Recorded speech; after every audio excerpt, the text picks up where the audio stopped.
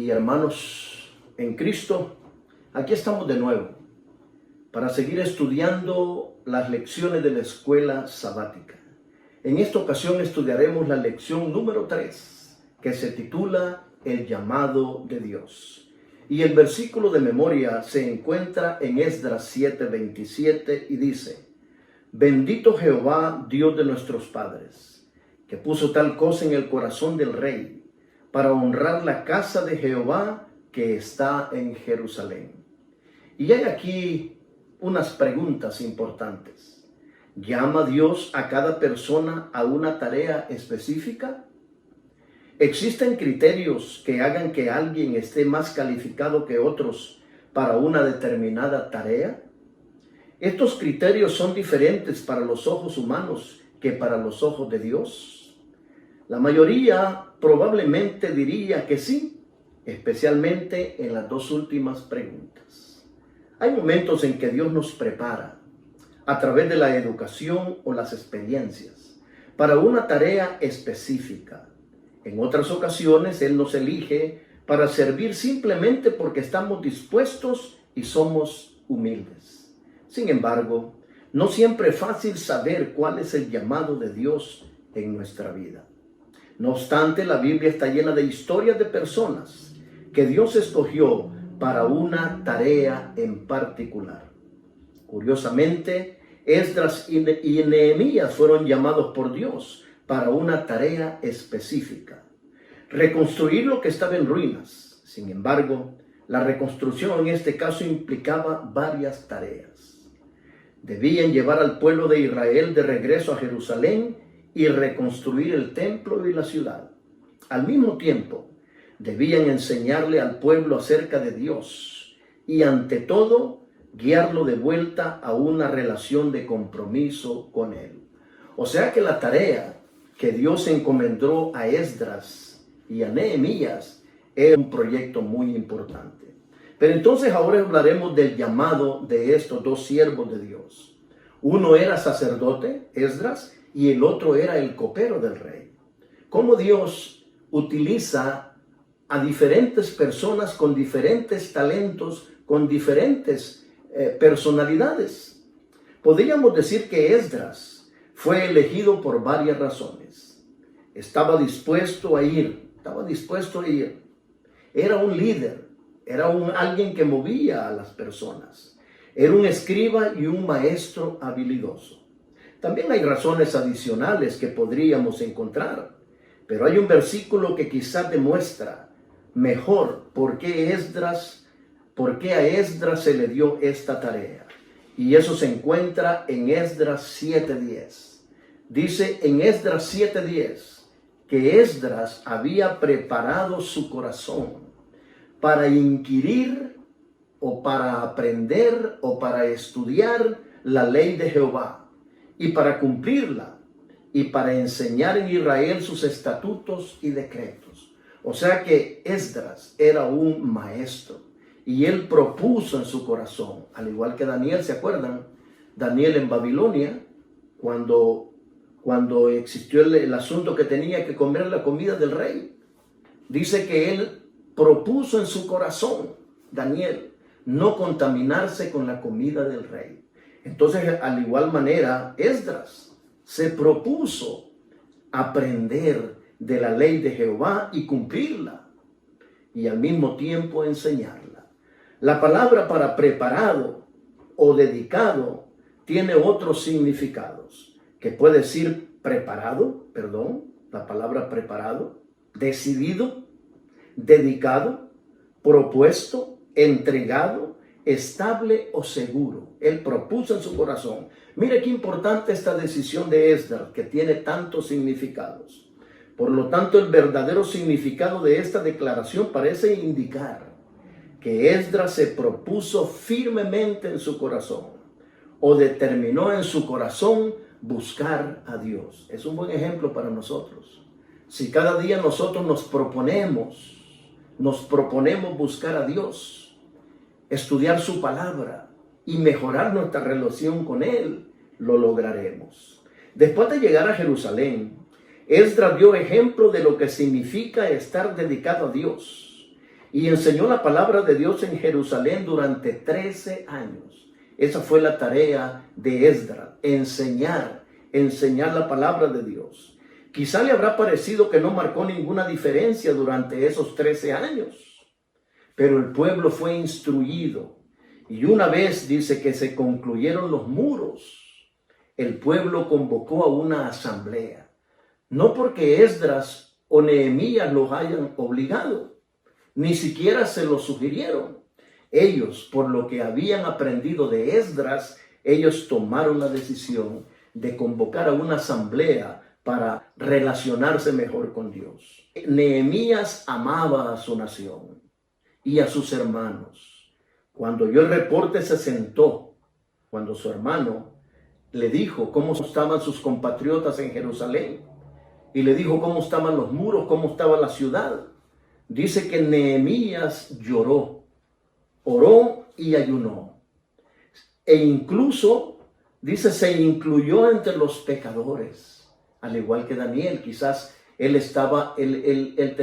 sabía de esa oración que Daniel había hecho cuando oró también por su pueblo. Al igual que Daniel se incluyó con los pecadores. Dice que cuando oró por sus pecados, por los pecados del pueblo, pidió perdón por los pecados de la casa de su padre. Y Nehemías era un hombre de Dios. No tenía necesidad, pero él le dijo al Señor, nos hemos corrompido en gran manera. Se incluyó. Muchas veces nosotros, como miembros de iglesia, de repente los justificamos, porque ya tenemos un buen tiempo en la iglesia, o porque somos esto o aquello. Nos justificamos y nos creemos que nosotros somos buenos, y realmente ni Jesús se consideró bueno. Pero entonces Nehemías se incluyó con los pecadores. Entonces dice que tenía una buena relación con Dios, porque se atrevió a recordarle a Dios. Acuérdate, le dijo, Señor, lo que le dijiste a Moisés. Le dijiste que si nosotros pecábamos, nos ibas a esparcir por las naciones. Pero también le dijiste, le recordó a Dios, de que si nosotros nos volvíamos a ti, tú nos ibas a recoger y nos ibas a llevar de regreso a nuestra tierra. Así que le dijo, Señor, acuérdate. Y le dijo, mira, Señor, estos son tus siervos que quieren honrarte, quieren alabarte. Estos son los que sacaste de Egipto. ¿Qué van a decir los egipcios? Señor, si tú los sacaste de allí con tu mano poderosa, y ellos desean reverenciarte. Así es que Nehemías simpatizaba con Dios y con su pueblo. Se preocupó al descubrir que la obra en Jerusalén se había detenido, porque los enemigos del pueblo de Dios, vinieron con el rey Artajerjes y le dijeron, mintieron acerca de los judíos que estaban causando problemas, y el mismo rey Artajerjes que había apoyado la reconstrucción de Jerusalén y el templo, paró la obra. Entonces dice que Esdras se ofreció como voluntario para la obra, y Dios respondió a sus oraciones y sus deseos. Así es que, hermanos, Nehemías, quien era diferente, porque Nehemías tenía una profesión diferente a la de Esdras. Esdras era sacerdote, pero él era el copero del rey. Pero entonces ahora hablamos de la sincronización profética. En la primera lección de este trimestre vimos que Dios llamó a Zorobabel en el año 538 a.C.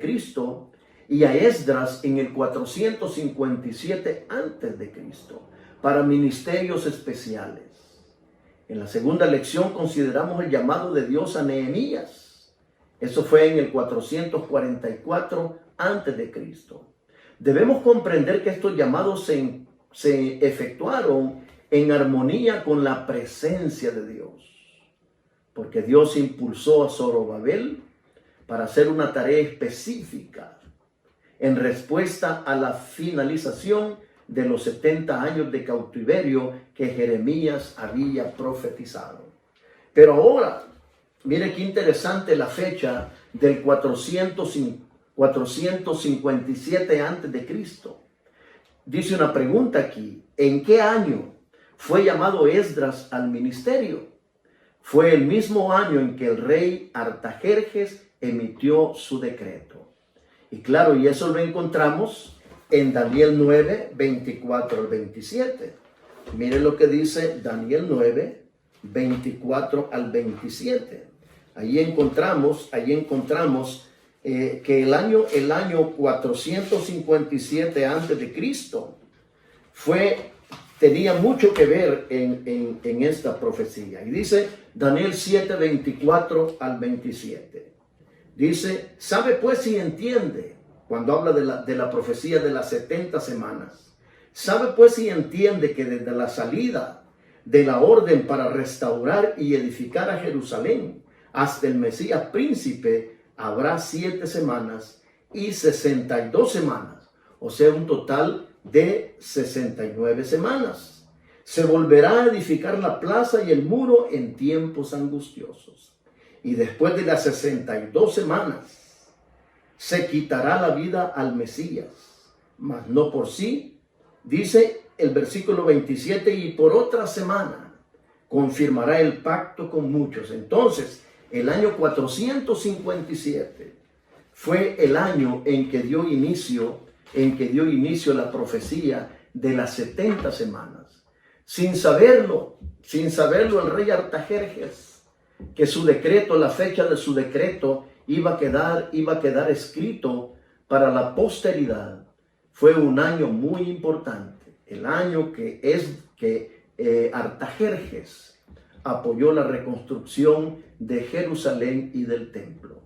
Daniel 9:25 declara, y ya lo dijimos, desde la salida de la orden para restaurar y edificar a Jerusalén hasta el Mesías príncipes, habrá 7 semanas y 62 semanas. La última semana de esta profecía se menciona en el versículo 27. Ya lo leímos. Como una semana contiene 7 días, una semana profética equivale a 7 años. Y en Números 14:34 y Ezequiel 4:5 y 6 nos enseña que en la profecía un día pertenece o contiene un año. Por lo tanto, esta profecía habla de 70 semanas, lo que equivale a 490 años. La pregunta para responder: ¿cuál es la fecha de inicio de la profecía? El 457 antes de Cristo. Hubo un total de 3 decretos relacionados con la restauración del pueblo judío. Ciro, Darío y Artajerjes dieron órdenes para las restauraciones. Sin embargo, solo el de Artajerjes incluye la preocupación por la ciudad de Jerusalén. Y solo este decreto se asocia con la alabanza a Dios por su intervención. Entonces, hermanos, contamos el comienzo de la profecía de las 70 semanas, desde el año 457 a.C., el 7º año del rey Artajerjes. Primero, como se menciona en Esdras 7:7 al 26. Adicionalmente, debido a que el año 457 a.C. también es el comienzo de la profecía de los 2300 días o años. O sea, esta fecha es importante porque daba inicio a 2 profecías: a la profecía de las 70 semanas y a la profecía de los 2300 días de Daniel 8:14. Este decreto sirve como punto de partida para estas 2 profecías. Las 70 semanas terminan con el año 34 después de Cristo, que es cuando se expandió la predicación del Evangelio y también llegó a los gentiles. Y también fue el año en que sufrió martirio Esteban. A la mitad de la última semana, que sería el año 31, es cuando Jesús murió en la cruz. Pero lo importante de este año del 457 antes de Cristo es que marcó una fecha importante en el comienzo de dos profecías. Pero entonces dice, vamos a la parte de las 70 semanas y los 2300 días. La palabra determinadas, cuando dice en Daniel, 70 semanas están determinadas sobre tu pueblo y sobre tu santa ciudad. Dice la palabra determinadas, que se encuentra en Daniel 9:24, 70 semanas están determinadas. Significa literalmente, 70 semanas están cortadas. Aunque la palabra traducida como determinadas no se usa en ninguna otra parte de la Biblia, se encuentra en la literatura judía y significa separar de algo más grande. Como Daniel 8 presenta la profecía de los 2300 años, cuyo punto de partida no se presenta en Daniel 8. Lógicamente se deduce que cuando el siguiente capítulo, Daniel 9, habla de 490 años como determinados o cortados, solo pueden ser cortados de los 2300 años proféticos mencionados en el capítulo anterior. A fin de cuentas, ¿de qué otra cosa podría cortar este periodo más que de un tiempo profético más extenso? Entonces, qué interesante, ¿no? Que estas dos profecías que están relacionadas, que están unidas entre sí, una no se encuentra en el mismo capítulo. No se encuentran las dos en el capítulo 8 y en el capítulo 9, sino que una parte, los 2300 días, se encuentra en Daniel 8:14 y las 70 semanas se encuentran en Daniel 9:24. Interesante, ¿no? Esto de las profecías es un poquito difícil de explicar y entender, pero el Señor nos ayudará a poder entender. Pero en Daniel 8 encontramos una visión de Daniel. En Daniel 8 tiene una visión. Vamos a ver. Daniel 8. Dice que en Daniel 8 él ve en una visión, primeramente ve un carnero que tenía 2 cuernos. Y dice que este carnero, un cuerno era más alto que el otro. Entonces dice que este carnero golpeaba, dice, con los cuernos, golpeaba al poniente, al norte, al sur, y que ninguna bestia podía parar delante de él. Entonces era un carnero poderoso, tenía 2 cuernos. Pero después ve Daniel a un macho cabrillo que viene sin tocar la tierra, viene por el aire con una fuerza tremenda. Y dice que este macho cabrillo tenía un cuerno, dice, grande en su frente. Y dice que este macho cabrillo arremetió contra el carnero y lo derrotó, lo pisoteó e hizo lo que quiso con él. Entonces después dice que ese cuerno grande fue quebrado y que de ese cuerno salieron otros 4 cuernos. Y que dice que de esos 4 cuernos salió un cuerno pequeño que creció mucho al sur, al oriente, hacia la tierra gloriosa. Entonces dice, y ese cuerno se engrandeció hasta el ejército del cielo. Y parte del ejército y de las estrellas echó por tierra y las pisoteó. Aún se engrandeció contra el príncipe de los ejércitos, que es el Señor Jesucristo. Y por él fue quitado el continuo sacrificio, y el lugar de su santuario fue echado por tierra. Entonces dice que este cuerno pequeño hizo lo que quiso. Entonces dice Daniel, oía un santo que hablaba, dice Daniel, y a otro santo, dice, y otro de los santos preguntó a aquel que hablaba, ¿hasta cuándo durará la visión del continuo sacrificio y la prevaricación asoladora, entregando el santuario y el ejército para ser pisoteados? Y dice que el otro varón le contestó, hasta 2300 tardes y mañanas, luego el santuario será purificado. Entonces dice Daniel que mientras él consideraba la visión, y procuraba comprenderla, vino Gabriel y le enseña la visión a Daniel. En cuanto al carnero que viste, le dice que tenía 2 cuernos. Estos son los reyes de Media y de Persia. El macho cabrillo es el rey de Grecia, y el cuerno grande que tenía entre sus ojos era el rey primero, Alejandro Magno. Y al fin del reinado de estos, cuando los transgresores lleguen al colmo, se levantará un rey altivo de rostro y entendido en enigmas, y su poder se fortalecerá, mas no con fuerza propia, y causará grandes ruinas y prosperará, y hará arbitrariamente y destruirá a los fuertes y al pueblo de los santos. Con su sagacidad hará prosperar el engaño en su mano, y en su corazón se engrandecerá, y sin aviso destruirá a muchos, y se levantará contra el príncipe de los príncipes, contra el Señor Jesucristo, pero será quebrantado, aunque no por mano humana. Y le dijo: la visión de las tardes y mañanas que se ha referido es verdadera, y tú guarda la visión, porque es para muchos días.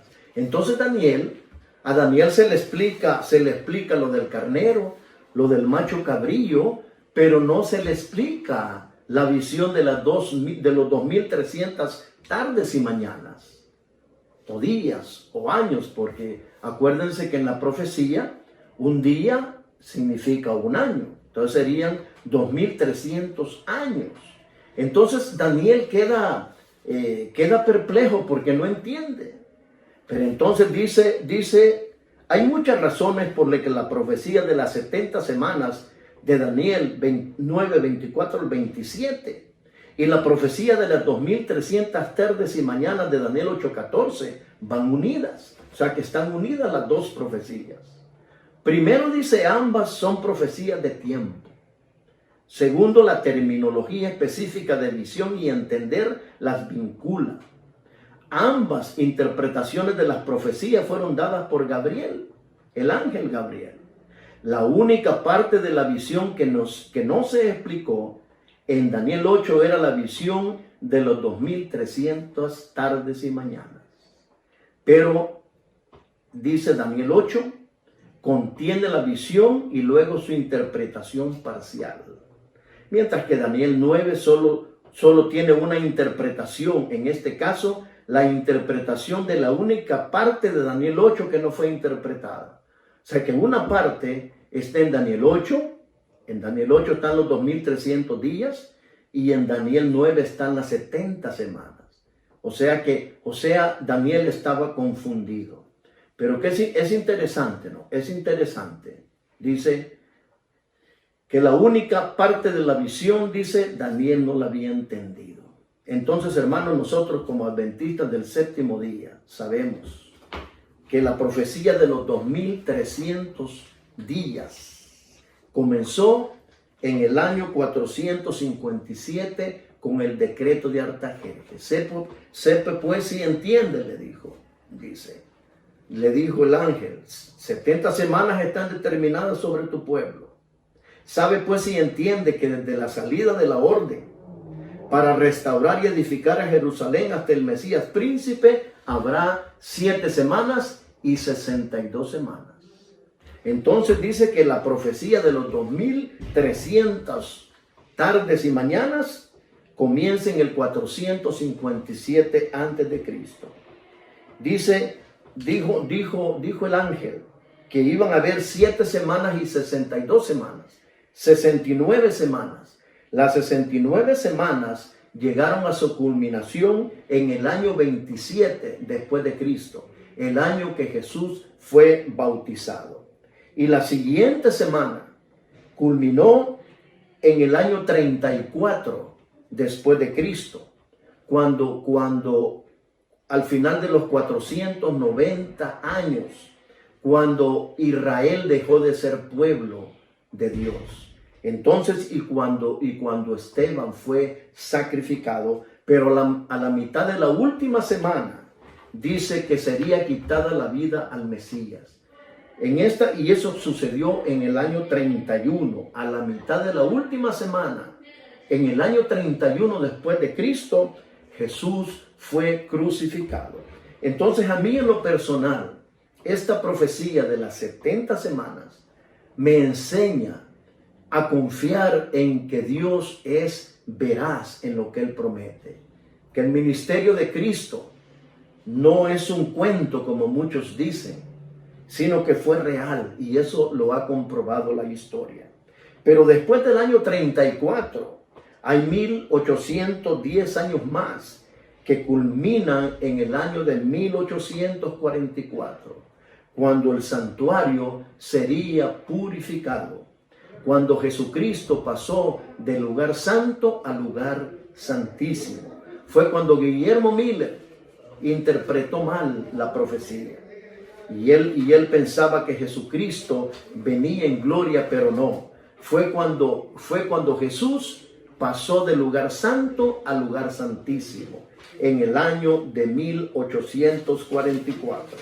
Entonces, estas dos profecías, hermanos y amigos, son tan importantes que están unidas. Los 70 años que completan en 1844 los 2300 días, perdón. Entonces, pero ahora vamos a la elección de Dios.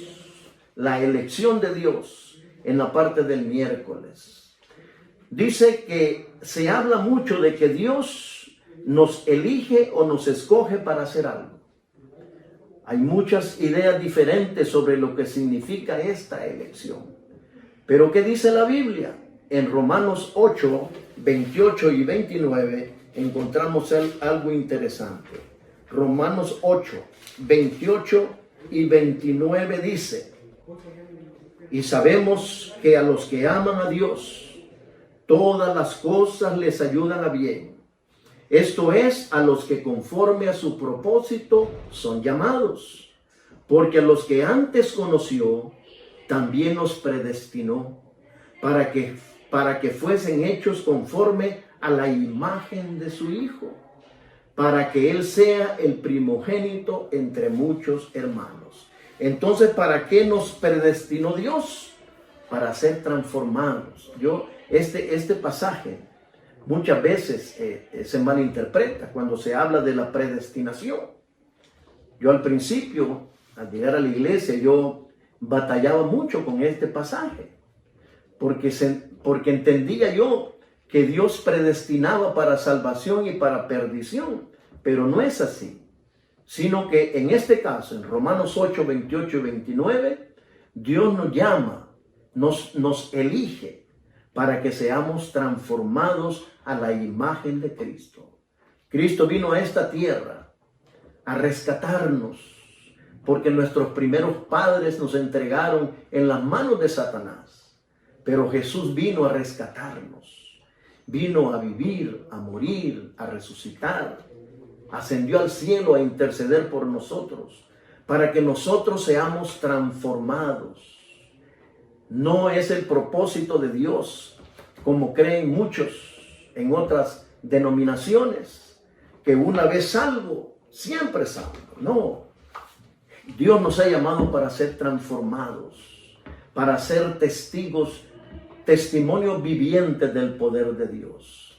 Este pasaje declara específicamente que Dios predestinó a los seres humanos a ser transformados a la imagen de su Hijo. No está diciendo que Dios nos predestine a ser salvos o condenados, ni que no tengamos opción en este asunto. En otras palabras, la elección es con el propósito de ser transformados. Por lo tanto, la transformación no queda en nuestras manos, sino que Dios promete lograr esta transformación mediante su poder. O sea, le dijo Jesús a Nicodemo: si no naces de nuevo, no entraréis en el reino de los cielos. Pero en Romanos 9 encontramos San Pablo habla acerca de la elección.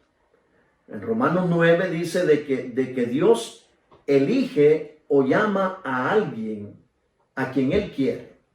Dice, para encomendarle una tarea específica y efectuar su voluntad. Y aquí en Romanos 9, cuando habla de la predestinación, menciona el caso de Jacob y de Esaú. En Romanos 9 dice, San Pablo habla de la elección de Jacob y de Esaú. Dice que nosotros somos hijos de Abraham, los gentiles, por la promesa que Dios le hizo, por la promesa que Dios le hizo a Abraham, que en su simiente seríamos herederos nosotros de la promesa a través de Isaac. Y dice que cuando Sara, dice Romanos 9, cuando Rebeca, estaba embarazada de Isaac, dice que ya desde el vientre desde el vientre el Señor eligió a Jacob. Y dice en Romanos 9 de que Dios amó a Jacob y aborreció a Esaú. Entonces también en esa parte yo también luchaba por entenderlo. ¿Cómo es posible que Dios, decía yo, ame a uno y aborrezca a otro? Pero no, lo que está diciendo es que Dios, desde el vientre, Él eligió a Jacob para que fuera padre de la nación israelita. Porque Él conocía, porque el Señor nos conoce desde antes que nazcamos. Y el Señor sabía que Esaú, Él sabía cómo iba a ser Esaú, que Esaú, por eso le dijo el Señor a Rebeca, el mayor servirá al menor. Desde el vientre, el Señor eligió a Jacob porque el Señor sabía que Jacob iba a hacer el trabajo como Él quería. Entonces dice ahí en Romanos 9, hay un pasaje que dice, porque no es del que corre ni del que quiere, sino de quien Dios tiene misericordia. Y yo también eso lo entendía, como que Dios elegía a unos para salvación y a otros para perderse, pero no. Ahí San Pablo está hablando de la elección. El Señor elige, el Señor llama a cada uno como Él quiere, porque Él tiene el poder para decidir sobre cada uno de nosotros. Y menciona también al alfarero, ¿no? Que el alfarero hace con el barro lo que Él quiere. Entonces el Señor en su sabiduría, Él conoce cómo nosotros vamos a responder ante la elección. Y aquí es algo bien interesante que decir, hermanos, de que en la obra de Dios debemos ser llamados. Ministros, ancianos, diáconos, en todos los ministerios que existen en la iglesia, debemos de ser llamados. A través de los años que yo llevo en la iglesia, yo me he podido dar cuenta de que no todos somos llamados. Algunos hermanos, lamentablemente, quieren estar en los lugares, pero no son llamados, porque sus frutos no son los que Dios espera. Entonces, hermanos, es importante de que le pidamos al Señor, oremos al Señor y que nos ponga donde no donde nosotros queremos, sino donde Él quiere. Entonces yo, por ejemplo, yo le digo, Señor, ponme donde tú quieras que yo te pueda servir. Dice, los israelitas fueron elegidos para llevar las buenas nuevas de Dios al mundo. La frase a Jacob amé, mas a Esaú aborrecí, comúnmente se malinterpreta como que Dios amó solo a uno de los hermanos. Sin embargo, en el contexto de este pasaje, Pablo está diciendo que Jacob fue elegido, pero Esaú no. Dios no nos elige a todos. Hablaba la lección al principio que Dios muchas veces nos elige por la educación. El caso de Saulo de Tarso. Saulo de Tarso, que después llegó a ser Pablo, el gran predicador de los gentiles. Pablo fue elegido por Dios porque era un erudito, era un hombre preparado, era un hombre estudioso, conocía la ley. Entonces Dios por eso lo usó, por eso lo escogió. Algunos nos escoge porque estamos dispuestos, ¿no? Porque estamos dispuestos. Pero entonces Dios conoce la capacidad de cada uno. Pero entonces dice, habla también la lección de nuestra responsabilidad. Si Dios nos llama, todavía tenemos la opción de aceptar o rechazar este llamado. Al igual que tenemos la opción de aceptar o rechazar la salvación que Él nos ofrece. Él puede colocarnos en una posición particular, pero nosotros podemos decidir no seguir sus mandatos. Sí, Él quiere que hagamos cosas específicas para Él, al igual que nos llama a ser semejantes a Él.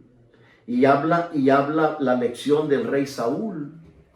El rey Saúl tuvo la oportunidad cuando Israel pidió perdón, rey. Entonces dice que la nación eligió a Saúl. Y aunque Saúl tuvo la oportunidad de ser rey de Israel, dice que Saúl nunca se entregó a Dios. El pueblo lo eligió porque no había otro más alto que él. Lo eligieron por su apariencia, por su altura. Pero su corazón nunca se entregó a Dios. Entonces, lamentablemente, el rey falló porque nunca estuvo dispuesto a obedecer a Dios. Y luego vamos a Éxodo 3 y 4, la experiencia de Moisés, cuando Dios se le aparece en la zarza y Dios le llama a sacar a sus hijos de Egipto. Y entonces Moisés inmediatamente puso excusas. Primero le dijo, Señor, ¿quién soy yo para que me estén mandando? Yo no soy nadie. Y después le dijo, manda otro, no, busca otro que vaya por hacer esa tarea. Mira, le dijo, yo soy tartamudo, no sé hablar. Busca otro, Señor, por favor. Pero el Señor le dijo, no, tú eres el elegido. Mire qué tremendo. Tú eres el elegido, le dijo. A ti te he elegido para hacer esta tarea porque yo sé que tú lo puedes hacer. Entonces le dijo, nada más te voy a echar la mano. Te voy a poner a tu hermano Aarón y él va a hablar por ti. Yo te hablaré a ti y tú le hablarás a Aarón y Aarón hablará por ti al faraón. Así es que hermanos, es tremendo, ¿no? Son pocos, por ejemplo, hablando de Esdras y Nehemías y Zorobabel, ellos siempre estuvieron dispuestos a ir a la obra que Dios les pedía. Pero el rey Saúl, él falló porque nunca su corazón estuvo dispuesto. Y entonces por eso Saúl fracasó, porque nunca se entregó a Dios. Dice, en el tiempo de la venida de Cristo, su ungimiento por el Espíritu Santo, su muerte y la proclamación del Evangelio a los gentiles habían sido indicados de manera definida en la profecía de las 70 semanas.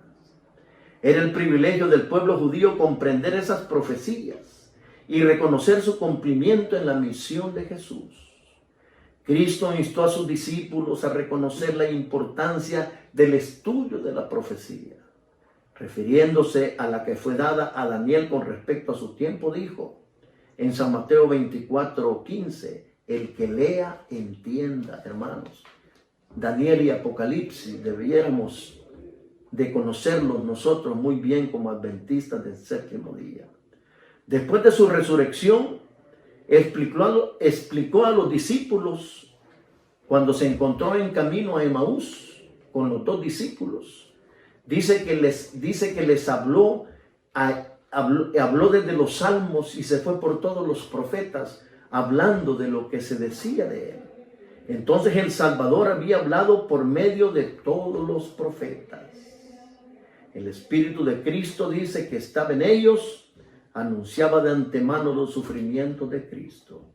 Así que hermanos, también habla la lección de Jonás en su llamado, ¿no? Jonás, tremendo, ¿no?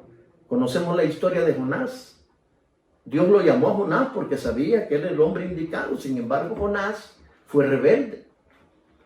Y conocemos la historia, ¿no? Huyó, salió huyendo, se fue para Tarsis. Se metió en un barco y causó un gran problema y luego fue a parar a la barriga del pez grande. Tremendo, ¿no? O sea, Dios le indicó una cosa y él estaba haciendo otra. También habla de la historia de Judas. Dice: la historia de Judas presenta el triste fin de una vida que podría haber sido honrada de Dios.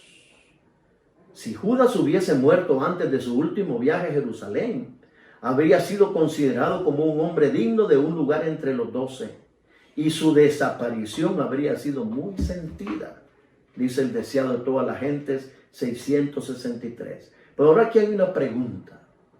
¿Fue Judas elegido para traicionar a Jesús? Yo siempre me he hecho esa pregunta.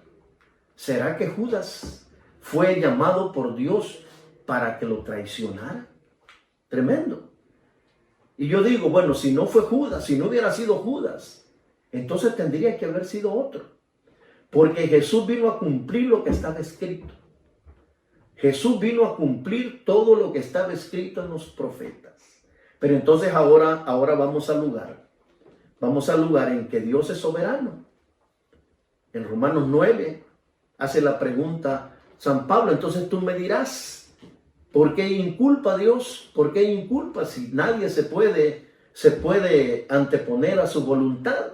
Entonces habla del alfarero. Entonces, en el caso de Judas, pues yo lo dejo en las manos de Dios. Y allá en el cielo entenderemos muchas cosas. Porque la verdad es que es un caso triste el de Judas, ¿verdad? Su final fue tremendo. Entonces, pero es importante en esta lección, hermanos, que Dios llamó a Esdras y a Nehemías para reconstruir el remanente del pueblo de Dios. Lo llamó para reconstruir. Y mire qué interesante, que los dos reconstruyeron, pero en una forma diferente.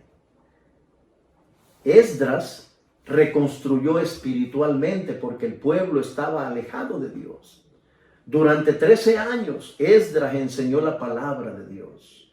Esdras fue un reconstructor espiritual. Qué interesante, ¿no? Y Nehemías lo hizo en forma física. Nehemías tomó pico y pala y empezó a trabajar con todos los demás. Entonces, pero mire Dios cómo hace todas las cosas, las hace perfectas. Primero mandó a Esdras a preparar al pueblo espiritualmente. Y después, cuando el pueblo estaba listo, envió a Nehemías. Y el pueblo ya tenía un reavivamiento. Y reconstruyeron la ciudad y los muros y todo. Entonces dice: Dios levanta un profeta o líder sobre su pueblo al comienzo de cada periodo profético o tiempo de crisis en Israel. Y también al final de cada periodo. Entonces, hermanos y amigos, la Biblia registra todos los profetas que fueron llamados en un tiempo específico. Habla de Noé. Noé fue llamado, dice, comisionado para servir a Dios antes del diluvio. Luego vino Abraham, llamado a ser el padre del pueblo de Dios. Luego vino Moisés para sacar a los hijos de Israel de Egipto. Luego Josué fue llamado para llegar y pasar a la tierra prometida. Samuel juzga durante el inicio del período monárquico. Oseas y Amós profetizan antes de la caída del reino del norte y de Samaria. Ezequiel y Daniel entran en su ministerio profético durante el exilio babilónico. Ageo y Zacarías sirven después del regreso del exilio. Esdras y Nehemías comienzan a servir a Dios al comienzo de la profecía de los 2300 días o años. Juan el Bautista llama a Israel al arrepentimiento antes del inicio del ministerio de Jesús.